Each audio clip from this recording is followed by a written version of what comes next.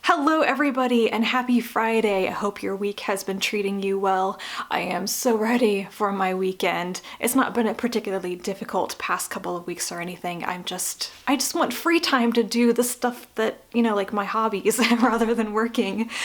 And the weather has gotten beautiful, which means it's now time to get outside and do yard work and prep the garden. And yes, I have seedlings growing in my basement. I got new grow lights and my seedlings are doing a lot better this year.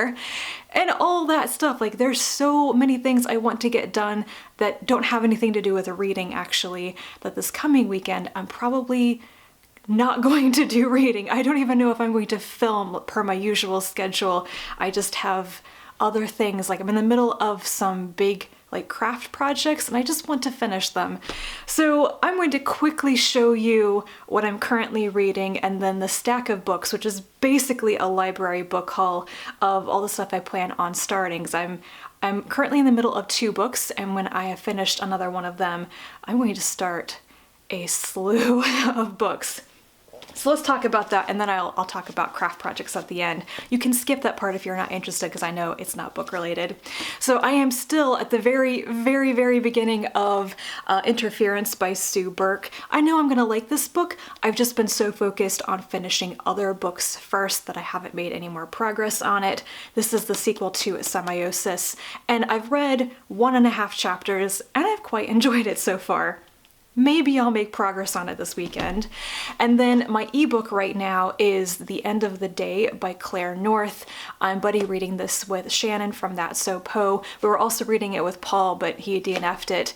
I have mixed thoughts on this book so far. I'm at the halfway point and not really sure what my final judgment is going to be, but I intend on finishing it rather than DNFing it. So yeah, I don't know how well I'm going to get along with Claire North's stuff. I've heard such varying things about her books, and my experience so far has been all over the place.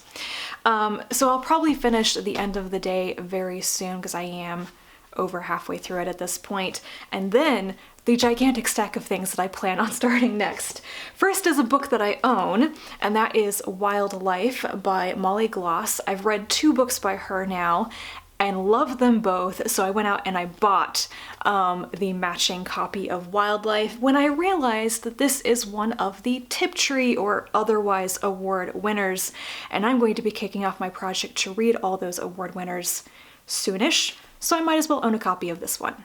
I actually don't know how speculative this book is. I thought it might be SFF because it won the Otherwise Award, but it seems mostly like literary historical fiction to me, so I'm very curious. And then my library book haul.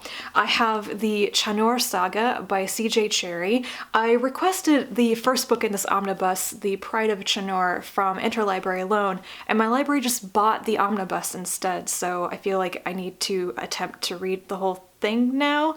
I need to start reading it because I can't renew it anymore, and it's big. It's this little mass market paperback, but it's actually some 100 pages long. Like, wow, okay. And then I got Mooncakes, which is, I think this is a middle grade graphic novel, middle grade or young adult, by Wendy Xu and Suzanne Walker. Some people were talking about this on the Stitch and Bitch live show last weekend, and I immediately put it on hold because I've been meaning to get to it. I've heard good things about it. I can't show you this next one because it is a book that is falling apart and it has a massive Interlibrary Loan sticker on the front of it. I can show you the back of it. This is Selected Poems by Federico Garcia Lorca. It's translated by Maren Williams. I got this because Letitia recommended it to me. You know who you are, and I'm sorry if I'm mispronouncing your name, but I apparently am just going on a journey into translated South American poetry at the moment.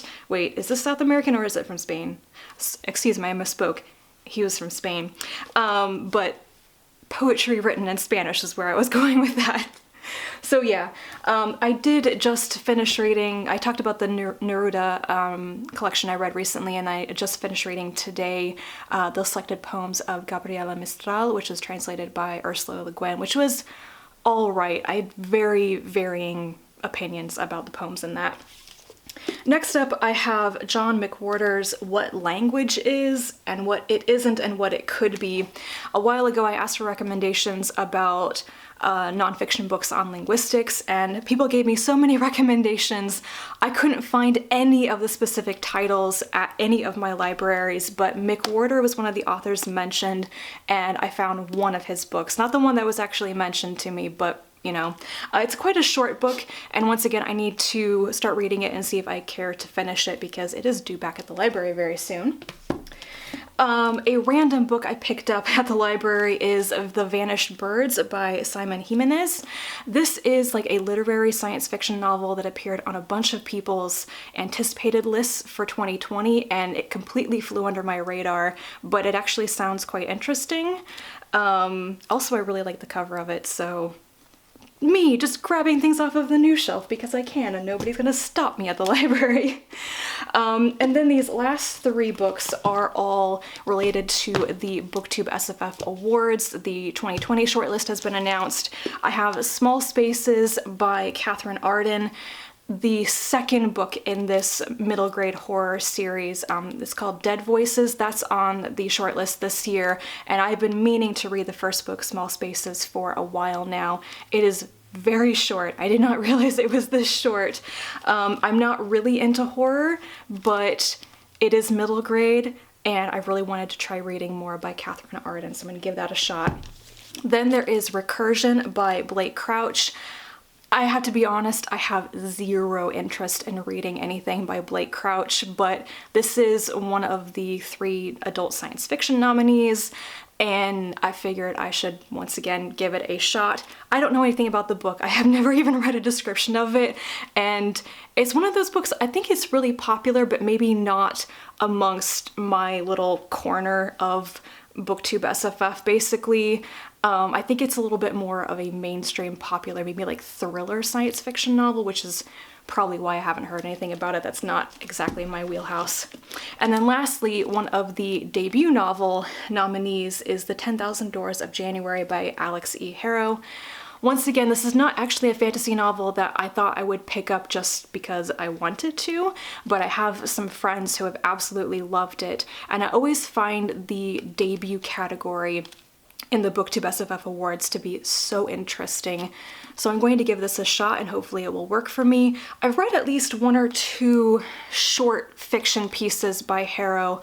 They didn't completely blow my mind, but I thought they were decently written, so I am expecting this to be a pretty strong debut, let's say.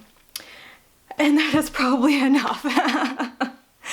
I've been putting off a bunch of my library checkouts for the past few weeks because I've just been trying to finish other things and books that I own and such, but now it's time to spend a week or 2 reading my library books, and then I'll get back to books that I own. It's probably good to switch back and forth sometimes. So those are my reading plans. I probably took a very long time and a lot of tangents to show you all of that. What I'm actually planning on devoting myself to this weekend are craft projects. Number 1, I'm going to attempt a sewing project for the first time. So my mom bought this pattern. It is the Aeronite pants from Sew Liberated. This is a scan of it, not the entire thing. And I decided I really wanted a pair for myself. So she copied out the size I needed, and I have cut out the pieces for a mock-up. It's not the actual thing, I'm making it out of really cheap fabric from my grandmother's stash, just to see if it fits and if I need to make any modifications to it. I am terrified. I'm not really comfortable using a sewing machine. I can do it though. I'm going to just follow the instructions as best as possible, and I've been told that before I break down crying out of frustration, I should call my mother for help. So I'm going to do that. Can you tell my confidence is not very high, but I'm gonna do it, and I'm gonna do the entire thing over the weekend and just overcome that hurdle. And then I have my 2 sweaters. I am knitting not 1, but 2 sweaters right now, and I want to finish one of them over the weekend. So let me show you the one I am almost done with first. Okay, there we go. Most of it's in frame. This is my flax sweater. It's a free pattern from Tin Can Knits, and I really like it. This is the second pattern I've tried using from Tin Can Knits, and they're so well written. And this particular one, the flax sweater, is very popular on Ravelry. I think it's part of their Learn How to Knit series, which is why it has so many helpful tips and stuff in it. So I'm doing the garter stitch panels down the sleeves and everything, but I am making up my own like decreases for the sleeves and a little bit of waist shaping. This is a very quick knit, and I will finish it over the weekend because I'm basically using chunky weight yarn, and I'm loving it. It's this stuff. It is Brooklyn Tweed Quarry yarn. It's not exactly a single ply. It's actually made out of 3 single ply strands, but it's great, and it's very soft once it's blocked. So yep, this is partly an experiment because it's actually a very stiff fabric. The yarn is thick and relatively stiff, and I've never had a garment that quite feels like this, but I'm so excited to block it and see the transformation because it's a woolen spun yarn, which means it's going to really bloom and kind of change once it's been wet blocked. So yeah, I have one sleeve done. I am almost done with the other sleeve. I'll finish that this evening probably, and then I have just a bit more on the body to do and the bottom ribbing, and it will not take me very long, probably 2 evenings worth of work to get this done. I should go find an audiobook to listen to while I'm finishing this. And then the other sweater I'm working on is the really, really beautiful one, and it is currently in the timeout corner. Get this here. I'm hoping that the color will actually show correctly on the screen, if you can see that texture pattern. This is my Paquita sweater.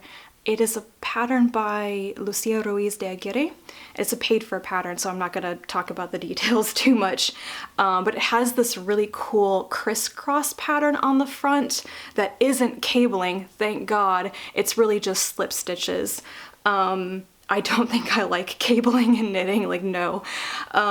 It's so fun to do, but last week I completely screwed up a modification that I was going to make to the pattern to basically do waist shaping on the body, on the sides of the body, and I messed it up and I had to rip out 2 days worth of work, and then it was a horrible process, guys. I didn't put in a lifeline to catch my stitches, so I wasted so much time. I was so upset I was almost in tears. I was also doing that in the middle of watching the last 2 episodes of season 4 of Sherlock, which is absolutely terrible. It was not a good Friday evening. And so I love this sweater. It's gonna be so beautiful when it's done, but I'm still upset. So it is being set aside, and if I finish the other sweater on the weekend, I may pick this one up and work on it a little bit more. We will see. I love this yarn. It's probably not the best for a sweater. It's not going to wear very well. It is a single ply yarn. This is Malabrigo worsted in the color Roanoke. It's such a beautiful color. It looks very reddish on camera right now. I don't know. The lighting is kind of weird right now, and I love it. It's such a beautiful brown color, basically. And I'm hoping I don't screw up the entire sweater. I really don't know what I'm doing. So I think I've rambled on long enough. Those are the books, that's the knitting, that's the sewing plan, and wish me luck. Let me know what your weekend plans are. Leave me a comment down below. I'll be back at some point with another video. We'll see if I get my filming done on the weekend or not, but you know, I'll be back eventually. And until then, bye.